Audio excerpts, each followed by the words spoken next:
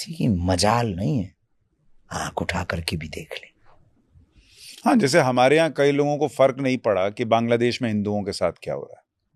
हम एक दिन विचार कर रहे थे बांग्लादेश पर कि अगर हमारी बहन बेटी हमारे ही सामने कोई उठा के ले जाए कैसा लगेगा, जरा विचार करना। 40 साल तक जिस देश में रह करके बिजनेस कर करके एक एक पाई पाई को जोड़ा, मकान बनाया, दुकान बनाई, 20 लोग आकर के लूट के ले जाएं, सच सच बताना यार कैसा लगेगा। तुम्हारी ही बेटी जैसे तुमने फूल की तरह पाला पोसा और एकदम सुकुमार सी बिटिया, और उस पर जब निर्दयी राक्षस हवस की भूख में बर्बरता निर्दयता के साथ उसका लेप करें, सच सच बताना यार कैसा लगेगा।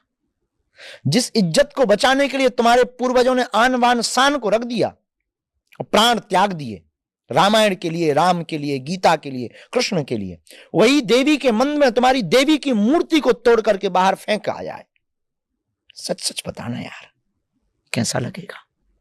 जिस देश में तुम रहते हो उसी देश में तुमको अल्पसंख्यक देश छोड़ो ऐसा चिल्लाया जाए, और तुम्हारे पूर्वजों ने उस देश को आजाद कराने के लिए, बांग्लादेश के लिए तुम्हारे पूर्वजों ने भी कुर्बानी दी और देश के साथ खड़े रहे, और तुम्हें उसी देश में गाली देकर के कहा जाए देश छोड़ो, बांग्लादेश छोड़ो, हिंदुओं देश छोड़ो, और वहां पर तुम्हारी दादाओं की यादें, दादी की यादें, नाना की याद, पिता की यादें, वो दरवाजे, वो आंगन, वो घर, वो चौखट, वो इमली का पेड़, वो आम का पेड़, वो नीम का पेड़, सच सच बताना यार कैसा लगेगा। तुम्हारे घर को जलाया जाए, तुम्हारी पूरे सपनों की संपत्ति को खाक और राख कर दिया जाए, सच सच बताना यार कैसा लगेगा। पर इस भारत का दुर्भाग्य है, ऐसा ना वो सोच पा रहा भारत का हिंदू, ना वो जग पा रहा।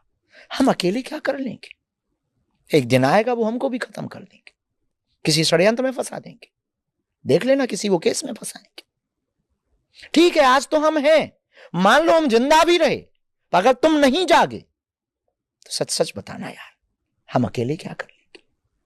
पर यह दुर्भाग्य इस देश का कि हिंदुओं के सामने हमने कितनी बंसी बजाई, अब भी वो घर से बाहर नहीं निकल रहे, अब भी हिंदू एकता की पदयात्रा की कोई चर्चा नहीं कर रहा।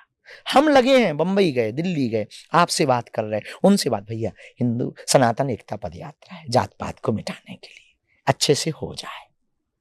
हमारी भर जिम्मेवारी है रोड पर निकलना, क्या हमारी भर जिम्मेवारी है हिंदुओं को एक करना, क्या हमारी भर जिम्मेवारी है रामायण के पक्ष में आवाज उठाना और विरोधियों के विपक्ष में आवाज उठाना?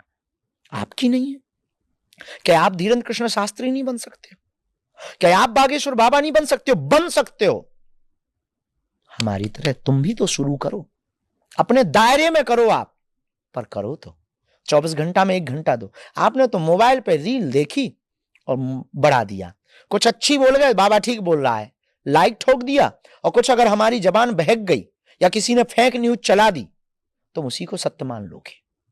और जितने भी ये ताली बजा रहे हैं ना, गाली देने से भी चूकेंगे नहीं। एक भूल हमारी आप रिकॉर्ड भर करके डाल देना, बाबा पीते पकड़े गए, इतने भर में पूरा देश गाली देगा। ये देश है, लेकिन भैया हम अपनी जिम्मेवारी तो निभा रहे हैं। तुमसे तुम्हारा जमीर और तुम्हारे पूर्वज नन्ही सी बेटी जरूर पूछेगी एक दिन, आपकी भी 2 बेटियां हैं दादा, वो जरूर पूछेंगी कि देश के लिए आपने क्या किया। हमने तो किया, हम तो कर रहे हैं, मरते दम तक हम तो करेंगे, पर आपसे तो पूछेंगे, क्योंकि जो कोलकाता की बहन मरी है, जिसका रेप हुआ है, वो तो भारत से पूछ रही है। बांग्लादेश के जिन हिंदुओं का घर जला है, वो भारत के हिंदुओं से पूछ रहे कि तुमने तैयारी की कुछ, या तुम भी ऐसे ही जलवा के जाओगे। हिंदू का मतलब सबका सम्मान करें। मैं कई बार ये भी कहता हूं महाराज जी कि जैसे किसी लड़की को बीच चौराहे पर अगर कोई छेड़ता है तो वो लड़की इसलिए नहीं छेड़ी गई क्योंकि वहां 2 गुंडे थे या वहां 2 असामाजिक तत्व थे, वो इसलिए छेड़ी गई या उसके साथ गलत इसलिए हुआ क्योंकि वहां जो 20 लोग खड़े थे वो सब चुप रहे। क्या बात है, उन्होंने कुछ बोला नहीं। ये बहुत बड़ी बात, बस यही बात।